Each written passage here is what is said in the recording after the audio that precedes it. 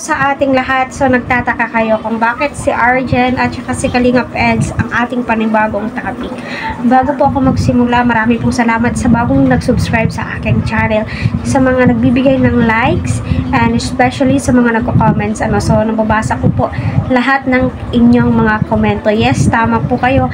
Habang tumatagal ay malaki nga po yung improvement ni Rina at napakaganda nga po niya dahil nga po sa pangangalaga yon ni Ate Roda at saka sa financial support ni Kalingap Rob. Yes, marami nga po ang nakakapansin lately kay Kalingap Edu, no? Isa siya sa mga lucky charm ngayon ni Kalingap Eds. So alam naman po natin na si Arjen ay napaka-humble.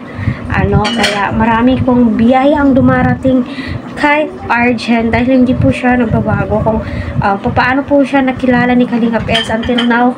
Ganun pa rin po. Hindi naman po kailangan magbago ang isang tao. Dahil nga po, isipin po natin 100 times na kung hindi dahil sa isang good Samaritan, wala pong mga blessings na dumarating sa atin. Kaya, deserve na deserve din po ni Kalingap Eds ang napakaraming subscribers.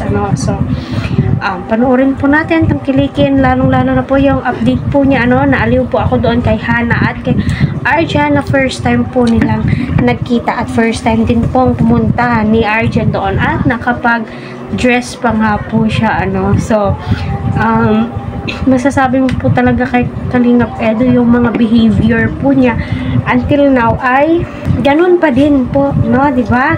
Kaya patuloy po nating suportahan, tagkilikin, wag po natin skip ang kanilang ads para sa ganun po ay marami pa pong kababayan po natin ang kanilang matulungan at kanilang malingap.